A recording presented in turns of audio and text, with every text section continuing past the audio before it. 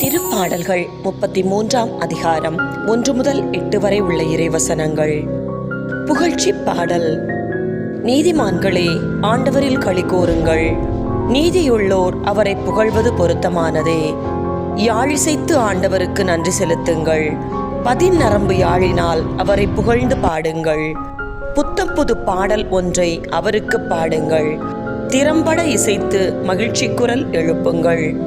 ஆண்டவரின் வாக்கு நேர்மையானது, அவருடைய செயல்கள் எல்லாம் நம்பிக்கைக்கு உரியவை.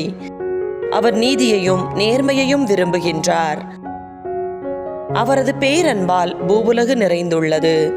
ஆண்டவரது வாக்கினால் வானங்கள் உண்டாயின.